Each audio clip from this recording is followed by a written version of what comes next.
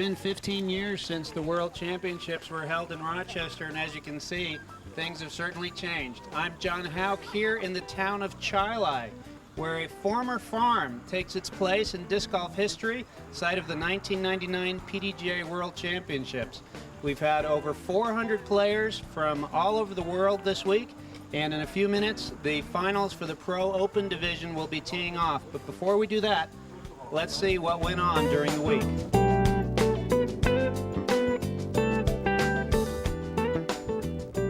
Comparing where we are now with 5-10 years ago is really difficult because we really feel that we're getting up on the big cam, that just more and more people are understanding what disc golf is about. You've come a long way from Sweden with many of your countrymen. How many Swedish players do we have this year? This year is 10 of us. How do these courses compare to the ones you're used to playing at home? I like these courses. They're nice. They're a little short though. I like a little bit longer courses so you can throw a little bit longer. Well, you know, most U.S. players don't throw as far as the Swedes do. Well, we throw far, but you guys putt better. So we like longer holes, so it doesn't matter too much if you miss the putt then. The tournament is going on and off, but I like the courses. Maybe a little bit too short though. I like the little bit longer ones. It doesn't matter too much if you miss the putts. But I'm shooting around 50 in each course. It's like averages up. But next year, I'm going to make the final. I think what's fascinating about disc golf is the mix of people that are drawn by the sport. It's just an amazing eclectic mix of people, all the way from professional people to tradespeople to people who are underemployed. So it's enjoyable mixing with all of those different segments of society.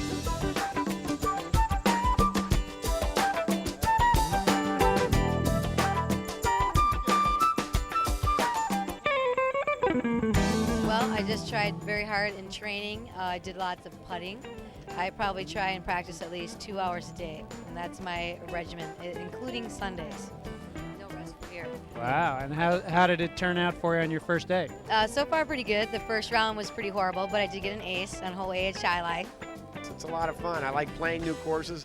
The people are always wonderful. I mean, I go home and I hang out at home, and then I realize all my friends are out here at these tournaments. I don't have any friends at home.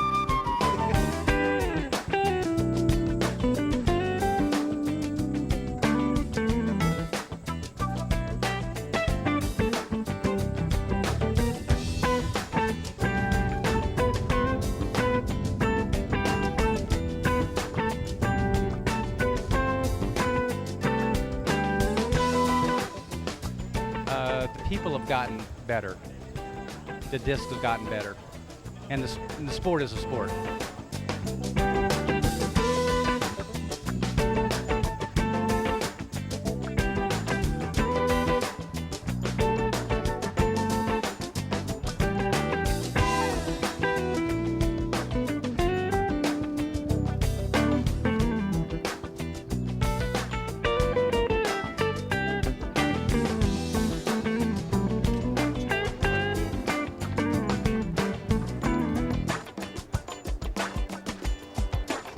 Exactly what they are. They call them giant saucer tossers, but I think they came from Roswell.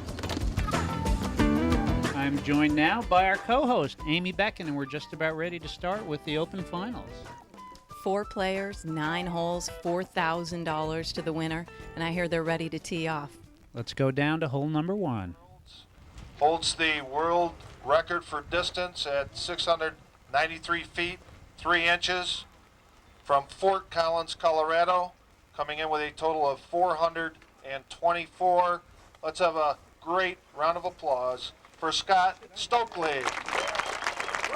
So, Scott Stokely will start us out, 29-year-old from Fort Collins, who is currently in 4th place.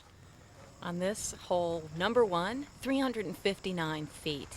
A little bit downhill, pretty strong left to right wind, slight headwind.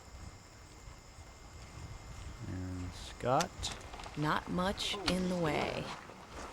Big right to left shot, nice and high, coming in strong. And found himself a little bit of rough there. Well, It's the hard to tell champion how of the that landed. 99 Masters Cup. He's from Sheboygan, Wisconsin. Let's have a nice round of applause for Barry Schultz. Barry Schultz has had a tremendous year. He finished 10th place in the World Championships last year. Since then, he's won 2 Super Tour events in Santa Cruz and Arlington, and he has really come a long way. Currently just 1 stroke ahead of Scott, hanging on to 3rd place. I had a chance to see Barry play in Santa Cruz and win the Masters Cup. It's really a great story. He is going nice and low and hard and coming in. Great drive. He's probably about 25 feet Excellent. A He's bit. happy with that. to the right of the hole. In the second position, 6-time Player of the Year, 9 years World Champion from the period 1990 to 1998. From Clearwater, Florida, let's have a send-off for Ken Climo.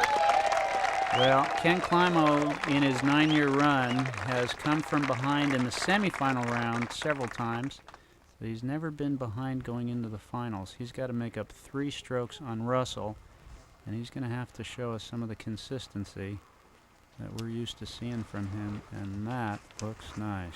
He really gets low when he throws those. Again, this slightly downwind hole. And there it is, about 6 feet from the basket. That's going to be an easy birdie for the champ. In the number 1 position with 406. He was 3rd in the world in 1997. He was the 97 and 98 Tour points leader from Utica, Michigan. Let's have a nice round of applause for Ron Russell. Ron Russell has had a tremendous week, and if he's going to falter, now would be the time. He's in the finals. He's got a big gallery. The defending champion is parked underneath the basket. And so far this week, he has not given up. The biggest drive of his career. It's a little right, but it's coming in. It looks good. He was able to play the wind well on this hole. Oh, and he's just about next to Climo. That's going to be a gimme birdie for Ron. Great start for him. And first to putt will be Scott Stokely. From behind the trees, they're a little bit in his way. He's only about 20 feet out, but it looks like he's having a little trouble with his footing there. Made a good run at it, but just a little to the right. And that will bring up Barry Schultz for his birdie attempt.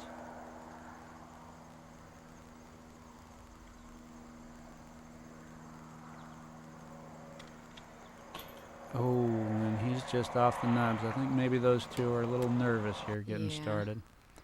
Well, they're neck and neck with each other, so that really doesn't change the race in that part of the field for 3rd place. No, they're about 16 strokes behind the leader, so they're not in contention there. As Russell makes his birdie, here is Stokely for par. Climo will have an easy birdie attempt to remain 3 strokes behind Russell. And Barry Schultz will clean up his par, and we'll move on to hole number 2, this time 392 feet. These guys will get a chance to test their arms a little bit here. Climo, actually, Amy, is up first. They reversed the order off the tee, and he is not going to like that. It looks like he got a lot of turnover on that. But he made it through the fairway, so he's probably sitting about 50, 55 feet away. I think that's right, but he needs every shot to be on target here if he's going to have a chance to catch up, and that is not what we're used to seeing from him. He is normally almost inhumanly consistent. Here's Ron. Came pretty close to that tree, but looks like a great drive. Very nice looking shot. Looks like he actually is on the green there. Yeah, and there's a very distinctive green on this hole. It's guarded by a little bit of a river. Yeah, they've done a great job on this hole.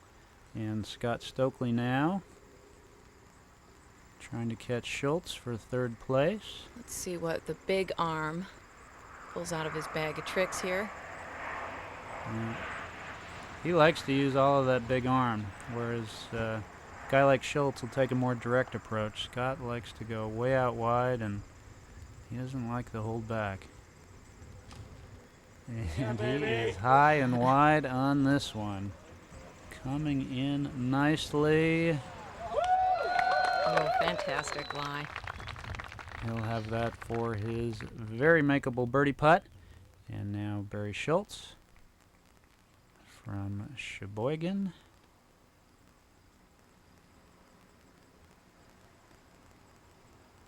Crowd gets nice and quiet for him. And there it is, low and online and getting a lot of carry. Wow, he is actually overdriven this hole. That drive went over 400 feet. That's a fantastic drive on this hole. It's a very narrow fairway. And, you know, it's amazing when you think that this was made out of just a flat farm. I had a chance to talk to Ron Fodge, the parks director, about it. Ron, tell us about getting disc golf started in Chilai. Well, basically, Royce Rasanowski and Dave Thomas came and they asked the town if we had any spare land. They said, could we make a course here? And all of a sudden, we found a stream, we found some trees, we found some obstacles, some old barns, some old silos, and all of a sudden, we're cutting out fairways and greens, and there's a golf course. And here's Ken's putt from about 45 or 50. He really needs this. And it looks like maybe that mulch pile is causing a bit of a change in his stance.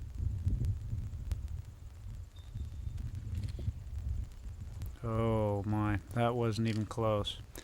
We are not used to seeing that kind of putt from the 9-time champion. That was uncharacteristic. And here's Barry now for his birdie attempt.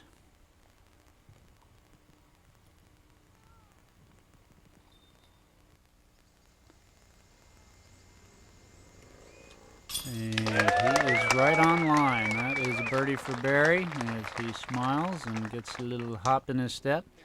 That should get him going for this round.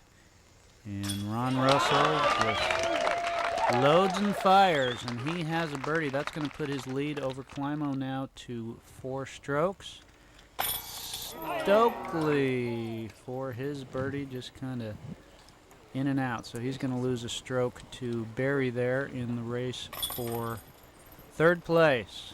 So after 2 holes, Schultz has increased his lead over Stokely, but more important, as Climo puts in his par, Ron Russell has widened his lead to 4. And Ken Climo has a lot to think about right now. As we move into the 3rd hole in the finals of the PDGA World Championships, Chilai Disc Golf Course. The 3rd hole, you have to choose and commit to either hyzer or turnover. There are trees right down the center. In either case, it's 338 feet. Ron takes the hyzer route from right to left, gets a good skip, and that's going to leave him a makeable birdie putt. He's probably about 40 feet out. Next up, Barry. Checking the wind, which looks to be coming in from his left, and looks like he's lining up to take the other route. Those are some big trees right there in the middle of this fairway, and you've got to go around them one way or the other. They certainly are. Don't want to get too high up in the air because the wind is definitely strong up above the tree line. He has cleared the trees, come in a little short, taking the Anheuser route there, but certainly a birdie opportunity for Barry. And Climo has just lost a stroke. He needs this one to stay in it. He takes the Anheuser route as well. And that is a nice looking drive. Yeah, nice flight. About 35 feet for the champ. And now Scott Stokely, who more than any other player in the field has the ability to go either direction with a sidearm or a backhand, but he picks the backhand very high, very wide.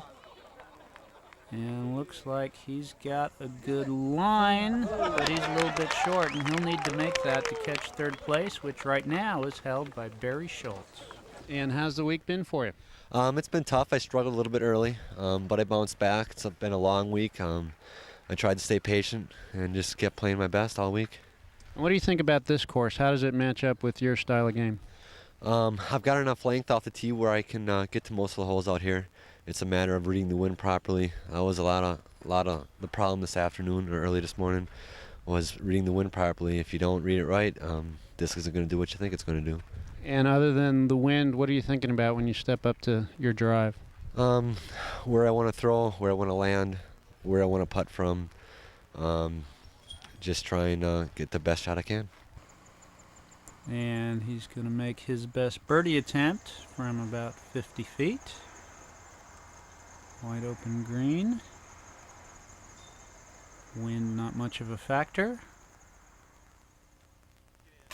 And he is in there again. Nice job. That's back-to-back birdies for Barry. Well done. It's like his concentration is coming around. Absolutely. And here now, our leader, Ron Russell. It's a good view of his unique style.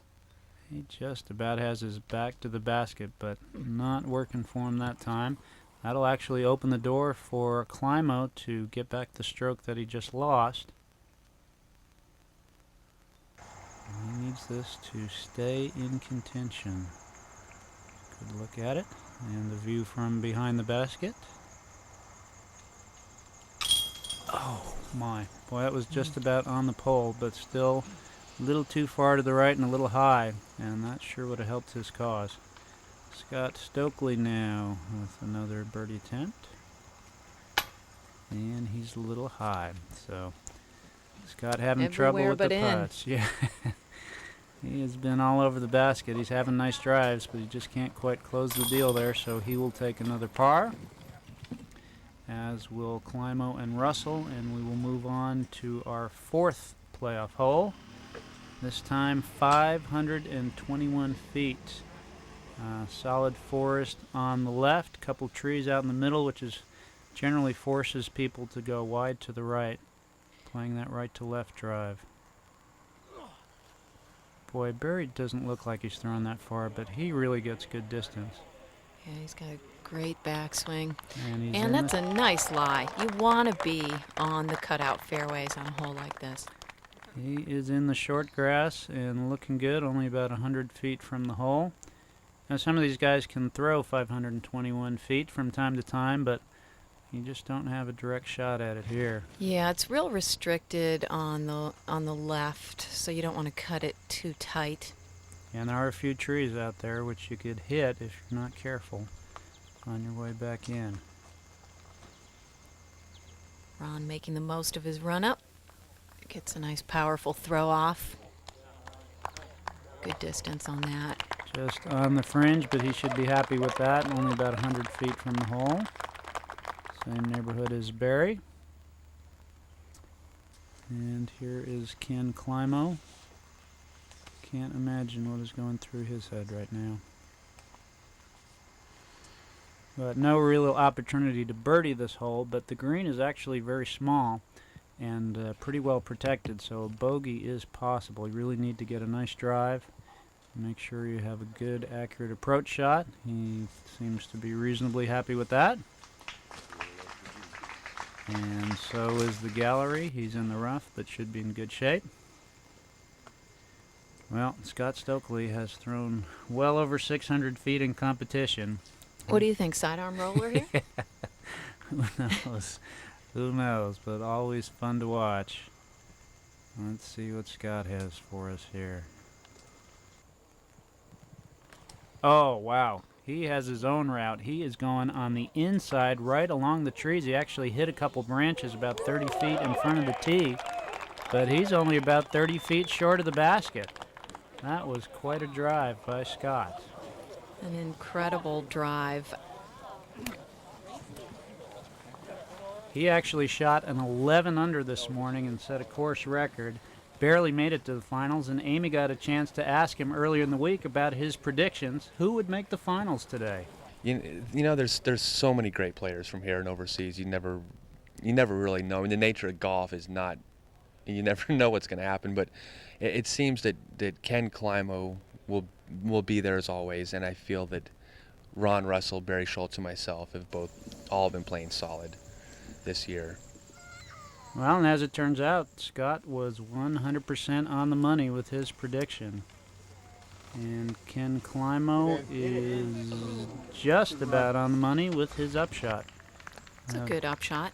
You know, it's neat to be able to see the open players making upshots. It's not that often that courses are designed that challenging. Well, this course sure has plenty of holes like that, and we'll see a couple more this afternoon as Ron makes a very nice upshot.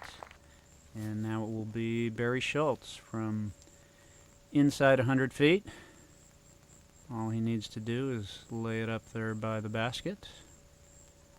And I guess he wants to use a different disc. No, he's just going to wipe it off. Maybe a little wet still. Yeah, it rained earlier today, and it's rained every day at the World Championships, but it's overall been outstanding golf weather. So Barry is, he's a little short and wide. Amy, I talked to Scott Stokely earlier this week, too, and I asked him about his sponsor. Well, in the last year in particular, you've become very involved in promotion, especially working for your sponsor. Has that cut into your practice time at all? Oh, yeah, if I wasn't working so much for my sponsor, I'd clearly be leading by a lot. That's what I thought. No, I'm in a situation because Discraft is my sponsor that part of my job is to go out and play well and perform, and I'm allotted all the time I need to practice and prepare, so I actually have the best job in the world for what I'm trying. And he's going to see if he can rack up the only birdie on this hole. Ooh, nice run, but not quite. So he's probably looking at a par here. This is Barry to save his par. He's been putting very well lately.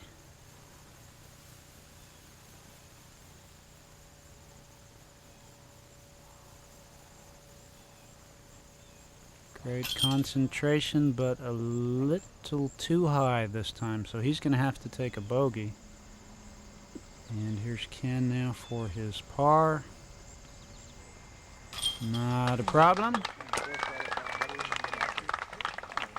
And Ron should have a pretty easy putt for his par. Well, so easy in fact that Scott is out.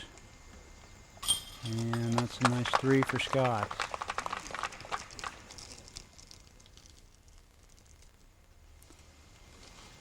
Don't blink, here comes Ron. There's Ron's par putt. Okay, so we will move on now to the 5th hole of our playoff, which is normally hole number 8 here at Chilai. Like an upshot itself, it's only 218 feet. But from one mound to another. Yeah, but that's no ordinary mound on the green. They actually made the green in the shape of a figure 8. And another great example of how much work they've done here. They brought in so much fill dirt and topsoil to build the greens and the tees on this hole in particular, and it's really neat.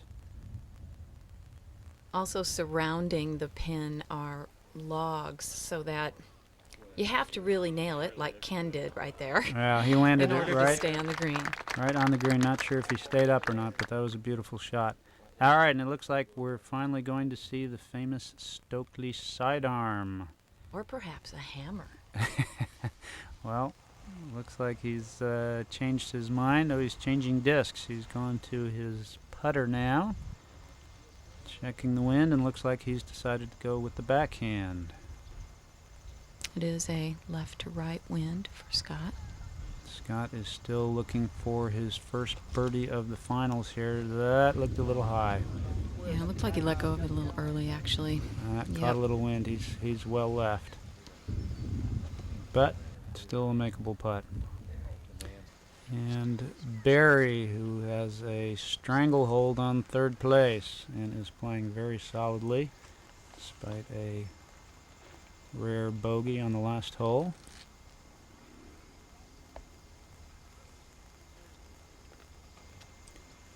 Low and direct as usual, and just missed the green, but still not too bad. Of course, anything that's not on the green is going to have a big uphill putt here. And uphill and upwind, actually, from where Barry is.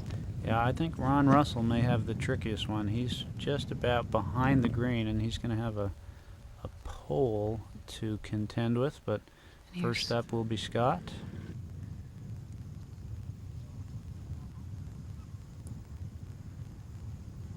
Wanting that birdie. Taking his time. Maybe these harder putts are what he needs. Maybe not. Well, that was a good run.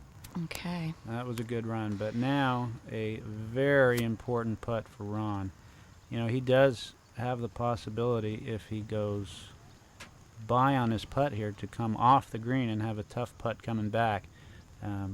With his turnover style, it might catch the wind too. So well, he's got some elements playing here. He's taken a good look at it. He's made his decision, and you know, once he steps up to it, he's not going to waste any time.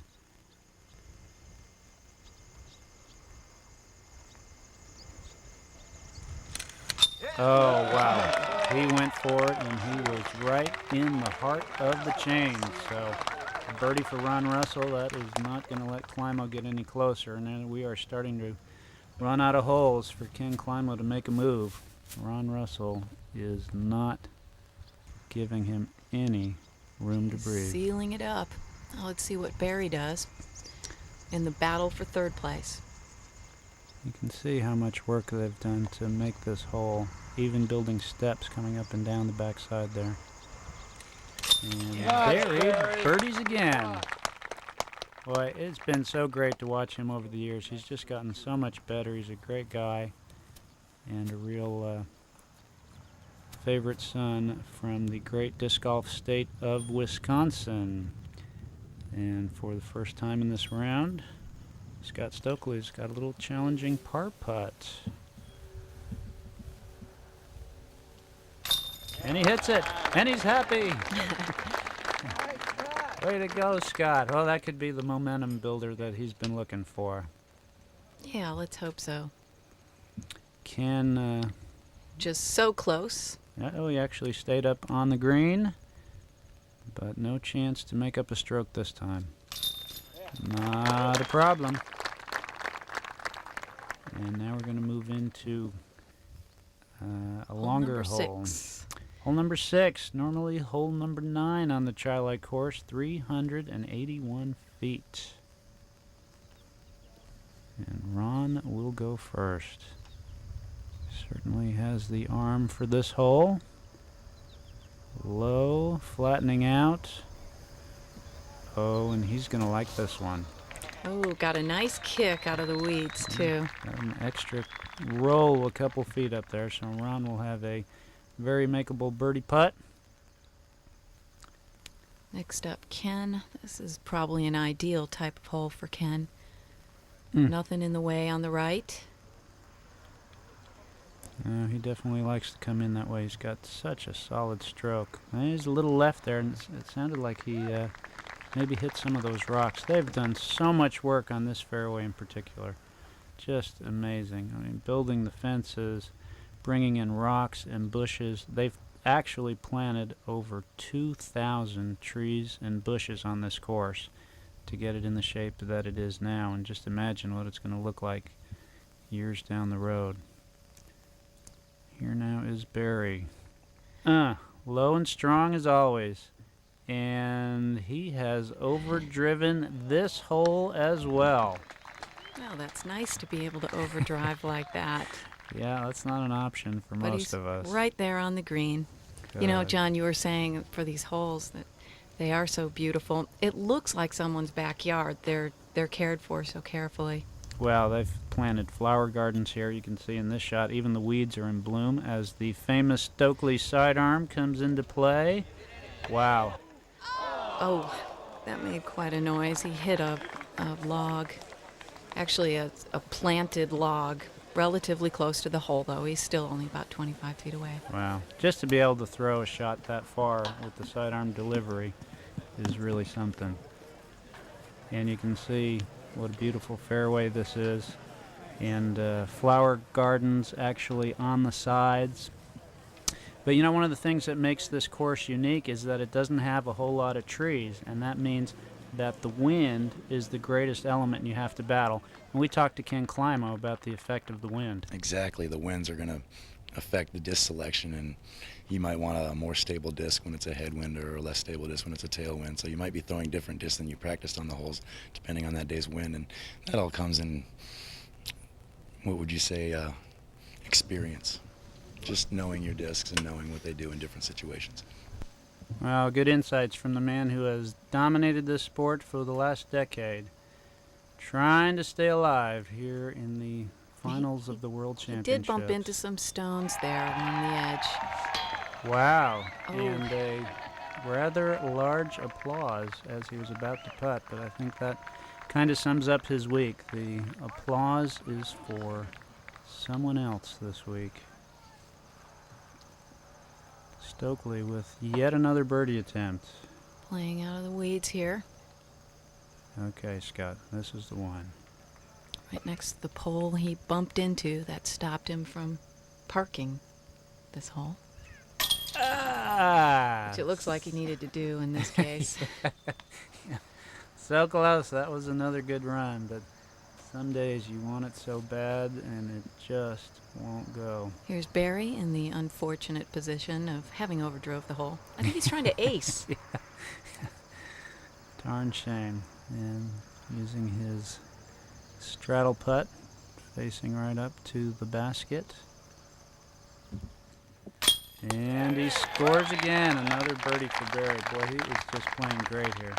I think he's got enough distance ahead of Stokely now that he's pretty much got third place locked up.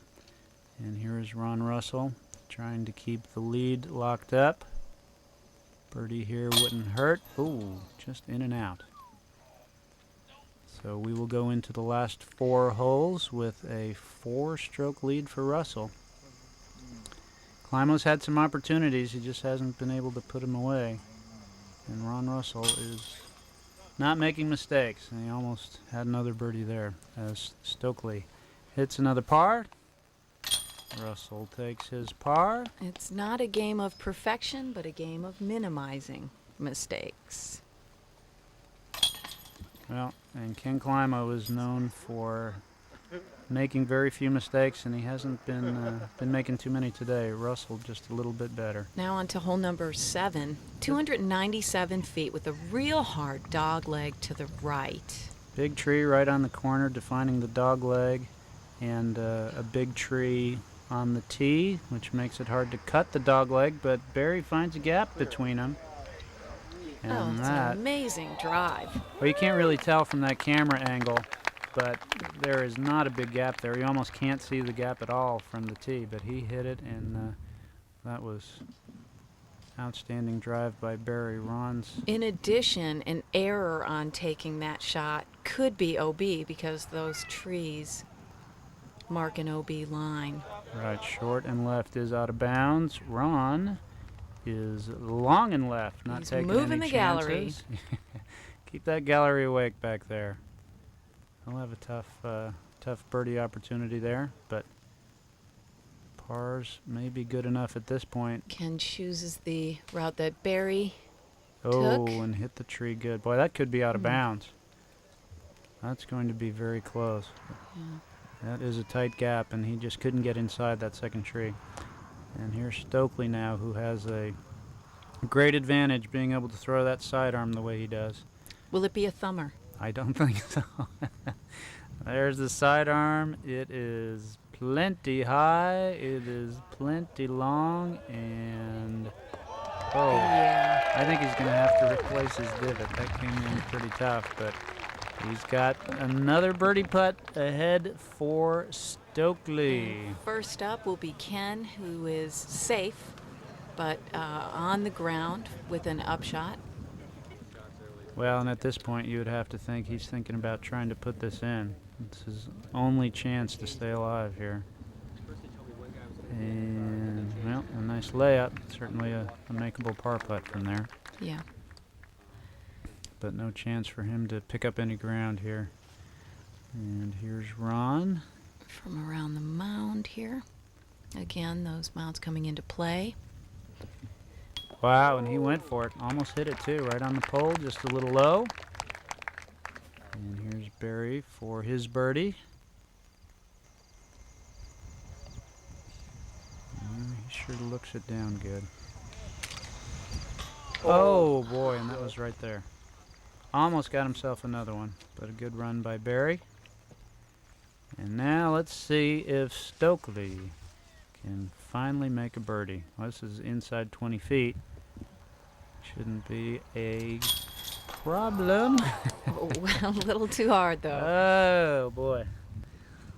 Nice try by Scott. Maybe he was compensating. He threw some of the early ones kind of soft, huh? Trying everything he can think of, I guess, and he is finding new ways to miss. Barry for par, not a problem. And short putts to finish Climo's par, Russell's par, and Stokely's par coming up next. Hole number 8 of our playoff, also known as 911. The big one. 911 feet. There's Ron Russell looking... Hey, Ron. Looks like he's about ready to smile. He's got a 4-stroke lead with 2 holes to play. And even Ken Climo smiling. He knows the score. Flashed him the 4 there. Yep. Barry will be first up. 911 feet from the pin.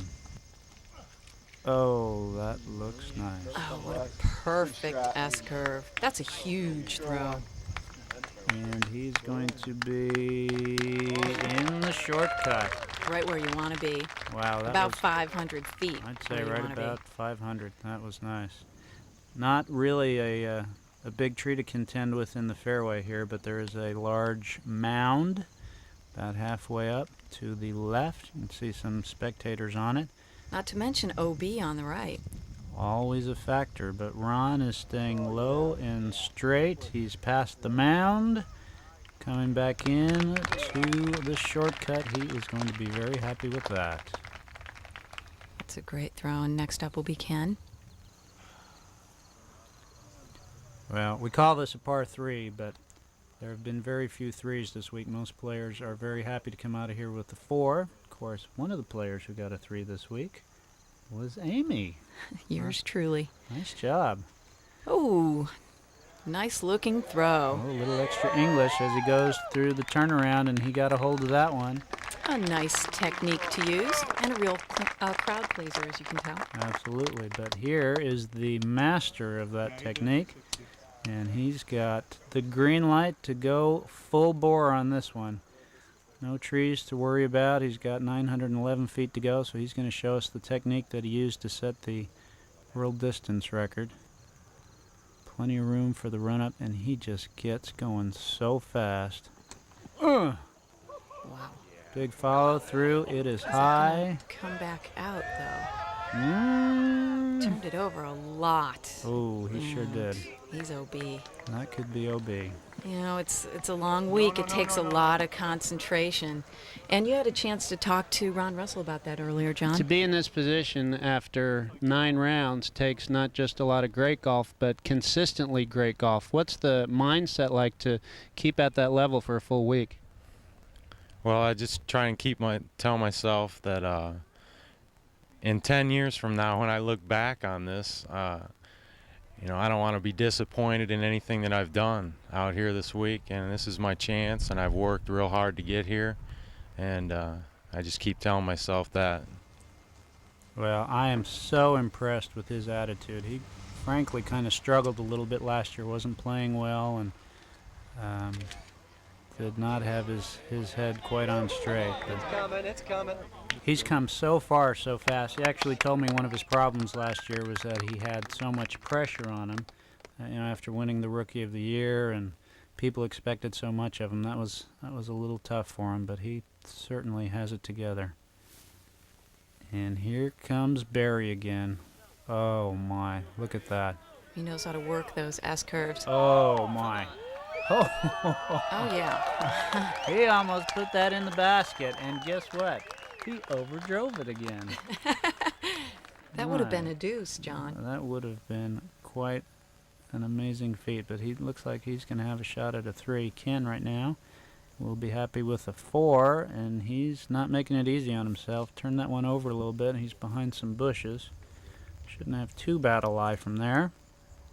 That might be a story to talk about the benefits of being on the open, low-cut fairway. Well, Scott was out of bounds on his drive. He's got a long way to go and trees in the way, but he has crushed that one.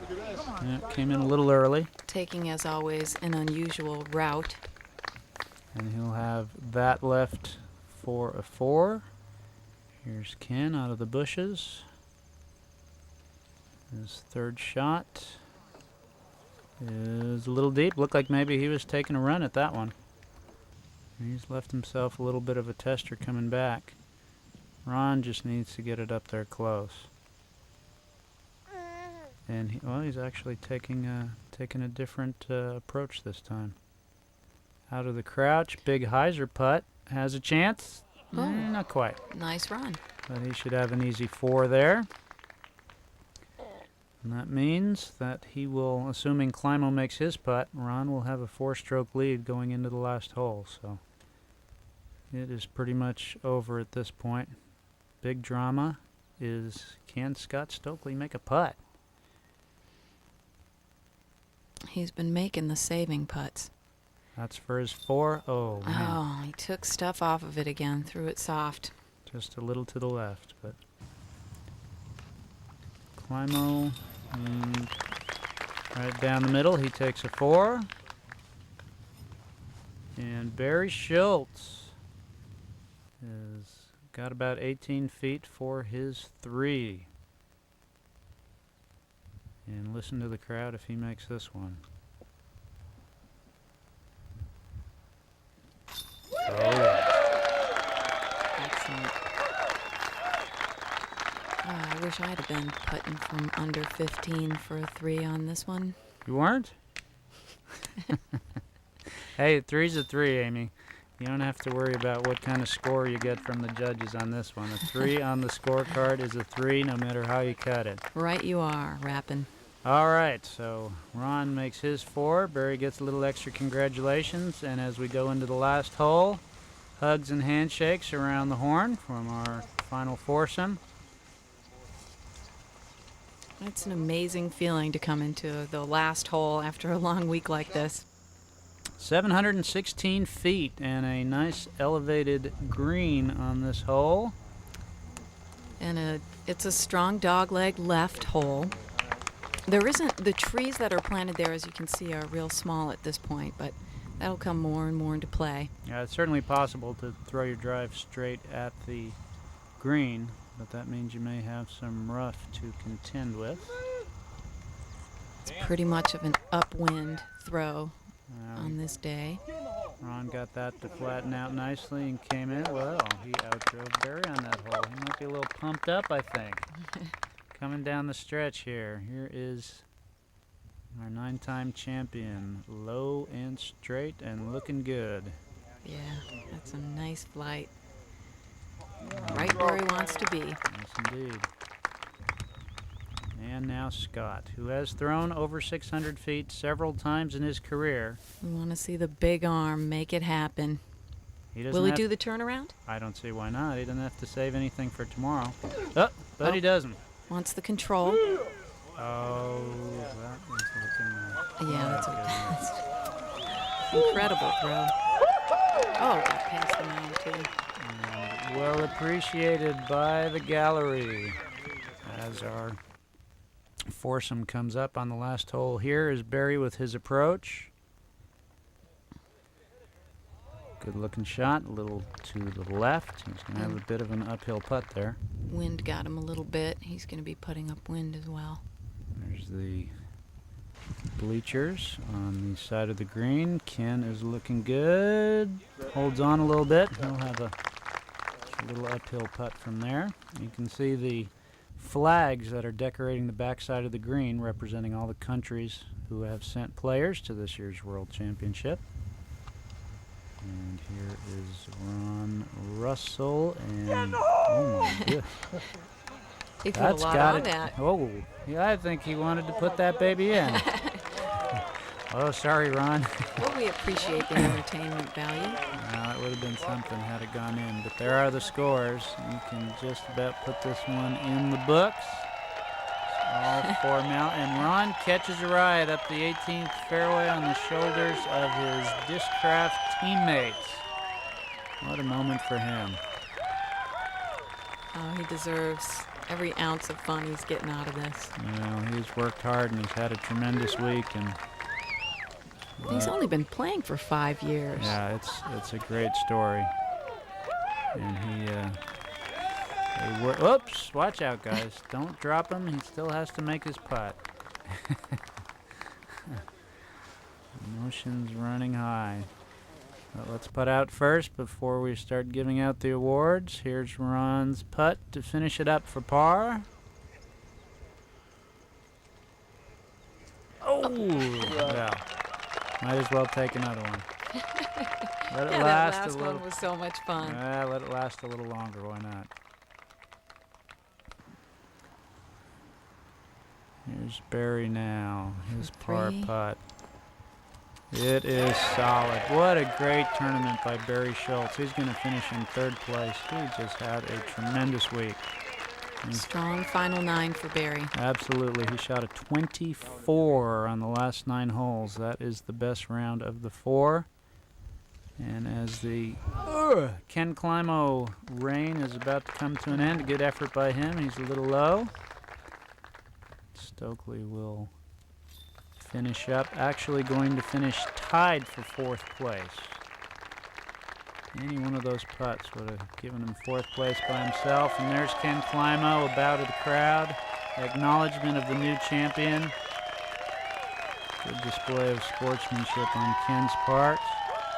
And now Ron Russell will make it official. The new 1999 World Disc Golf Champion from Utica, Michigan is Ron Russell.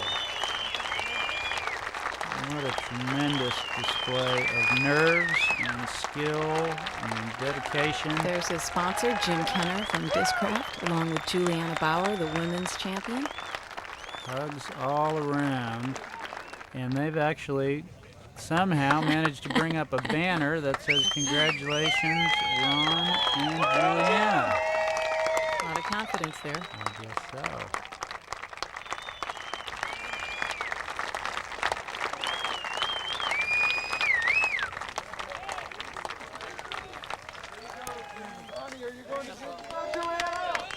So Ron and Juliana are done, but we are not. We have now sudden death playoff in the Master Division. Jim Oates wound up tied with Stan McDaniel at the end of regulation. So we are back to hole number 1. Oates has won the flip. He will tee first. Oh, he has a fantastic drive using the wind and the hyzer. Took quite a skip and lands past the basket. Good looking shot. He'll have that left for his birdie. This is back to hole number 1, 359 feet. Now Stan McDaniel, 44 years old, from Charlotte, who won his first title in 1994 in a sudden death playoff. So he has been here before. And that is a good looking shot. Yeah, it is. Gonna be a little short. Hyzer at the end of that flight, but he's still only about 25 feet from the basket. So second time in a sudden death playoff for Stan, but the first time for Jim Oates. And he forced the playoff by making a long par putt on the last hole of regulation. I'm going to take you back now and take a look at Jim's putt on the last hole that forced this sudden death playoff. This is earlier.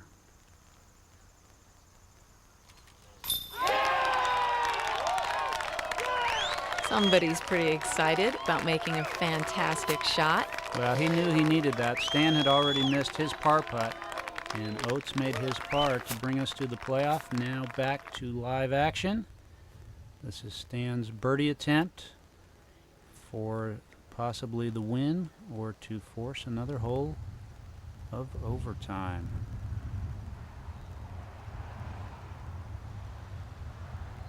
Taking his time.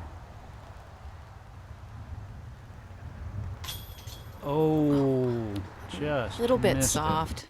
It looked good. Here it is in slow motion. It's just a little too far to the right. Couldn't grab enough chains to hang on there. So that means Jim Oates will have this putt for the win. Well, it looks like he's nestled into a pretty good spot back there. Not much in the way.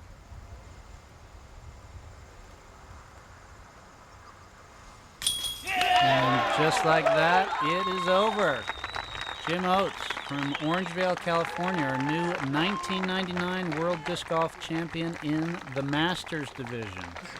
There sure were a lot of people crowned champions this week. Yes, out of 400 players, there were 6 other divisions, including Grandmasters, Senior Grandmasters, Legend, Women's, Master Women, and Grandmaster Women. Got it. And while Ron signs autographs, we're going to round up the winners and talk to some of the other divisions. Thanks. This is our first time we've even heard of it, so Is that we're right? here to try it. Yeah, we're going to go. This looks neat. Great. Good luck, guys. We're here with Al Ballou, the Senior Grandmasters champion at 1999 PDGA World Championships. Alan, who'd you beat out there? I beat Jim Palmieri and Peter Shive. And Jim Palmieri, aren't some of these courses actually courses that possibly he designed? They're his home courses, right? Well, at least one of them is his home course, and he claims he's not familiar with the other 3, but he really was. Tom Monroe, Gainesville, Florida, the Grandmasters champion this year. It was a close battle all week long. This morning you went to Ellison Park, tied the course record, and wound up with a margin of victory of 12 strokes. What made the difference for you today?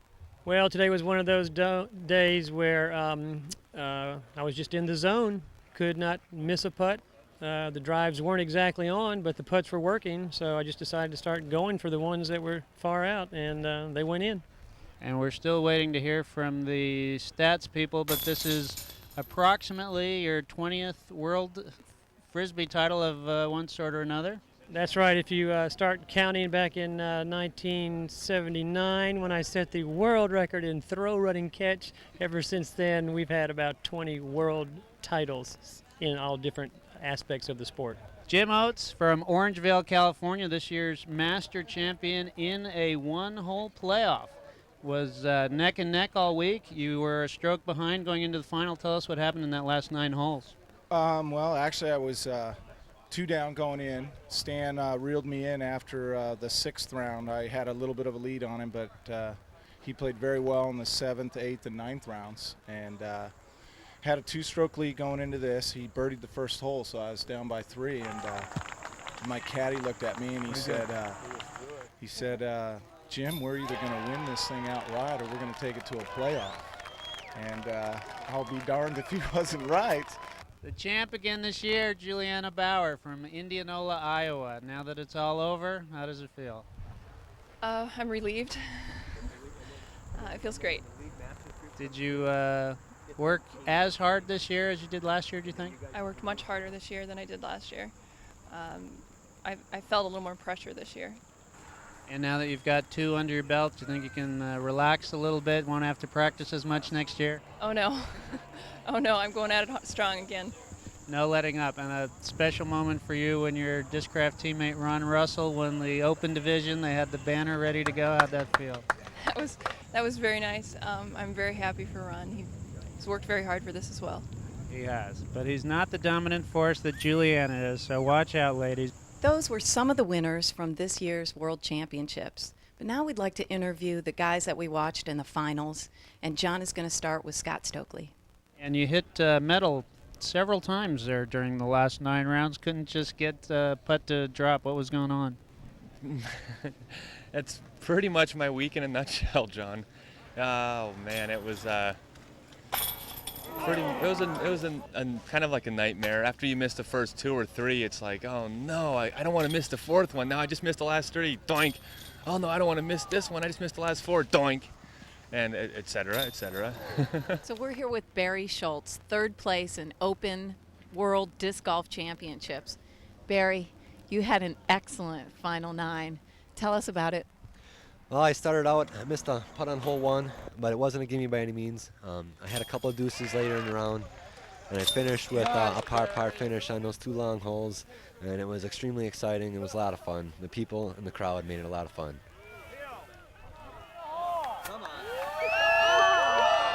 I felt really good coming into this championship, and I thought if I get in the top 5, I'd be really happy, and really couldn't be happier with a 3rd place. Those Ken and Ron really just took off from everybody the first couple days. It was really a 2-horse race from there, so I'm really happy to finish 3rd.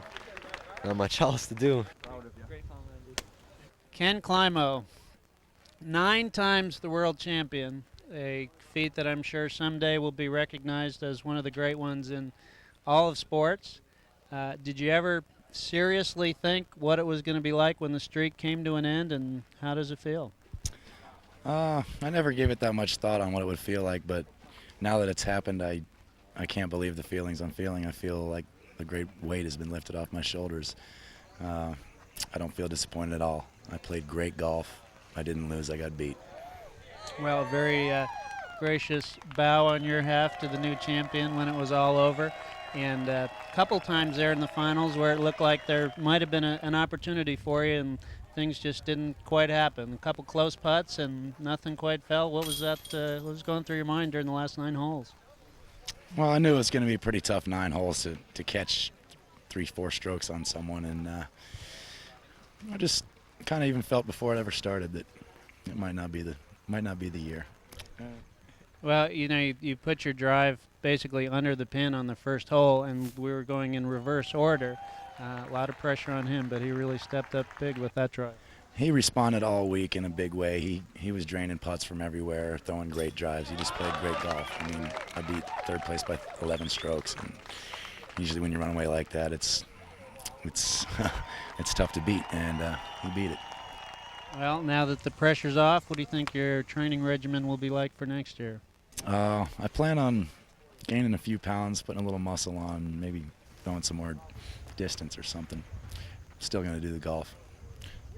Well, I would hate to be the guy who had to win the World Championships the year you were coming back hungry. It's a great streak. Congratulations. Thanks, John. I'd love to be a part of this sport, and I'll continue to be a part of this sport. Very good. Ken Climo, 9 times the streak has finally come to an end. Great job. Ron Russell from Michigan, 1999 World Disc Golf Champion. You did it. I did it. Can't believe it yet. How does it feel now that it's all over? Are you relieved? Are you excited? I'm still excited. Kenny's awesome, and I still can't believe that he's not the champ, this year. So it's going to sink in tomorrow, I think. It may take a little while. You had 3 strokes going into the final 9, which was fairly safe, but, things could have happened. He basically put his drive under the basket on the first hole. Did that add a little pressure for you? Well, no, at that point, I was comfortable with my game. I knew that I had 3 strokes, and I knew that if I played solidly, there's not too much of a chance he's going to beat me by 3 strokes. Not at this point, not anymore.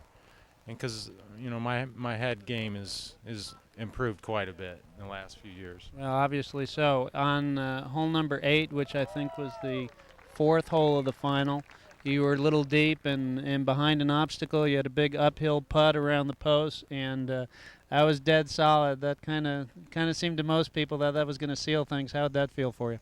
That putt felt great. I was a little nervous stepping up to that one because I knew if there was a little headwind and it could get up and I could have a real tough comeback putt. But I thought if I make this one, it's pretty much going to clinch it. So I was really relieved when it went in, and I gave it a good, strong run.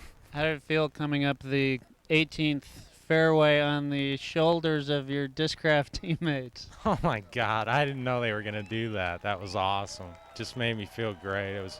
I'm sure my dad's looking down, Yeah, it just felt great. I saw when it was all over, you got a hug from Juliana and Scott, and I saw you saying, "Where's Jim?" Yep, I wanted to see Jim. He's been great to me. I couldn't do what I'm doing without him, and he's been great for the sport and great for me, and I thank him very much.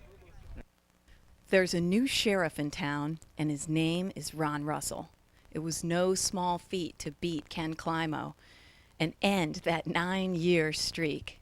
But now, John's caught up with Brian Henniger to find out what it takes to run a great event like this. Brian Henniger, PDGA administrator from Toronto. How do you think the tournament went this year?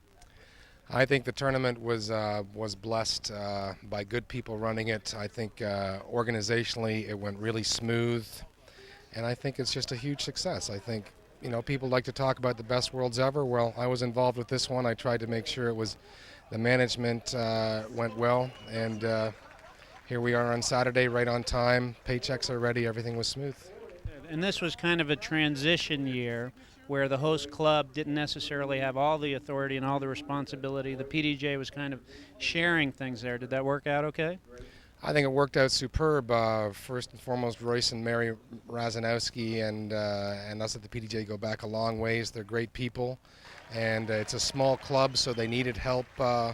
And the partnership that we established this year, the new division of responsibilities, has worked out superbly. And next year it's just going to be bigger with one of our strongest clubs running the World Championships, the Ann Arbor Area Disc Golf Club. Amy, it's been a great week here in Rochester now that it's all over.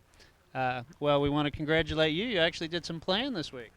Yeah, I took third place in the women's division. I'm really pleased with that finish. Very nice. Everything was smooth all week. Things went great. Huge field, lots of prize money, new champions. Oh, yeah, and they're all worthy champions, too. It was really exciting to watch the play. Beautiful courses, a lot of diversity. Perfect. We want to thank the PDGA and the host club for putting on a great show, and we'll look forward to seeing everyone next year. And say goodnight, Amy. Good night, Amy. You did a good job. Thanks. This is our first time we've even heard of it, so Is that we're right? here to try it. Yeah, we're gonna go. This looks neat. Great. Good luck, guys. Thank you, Rochester. Thank you, PDGA.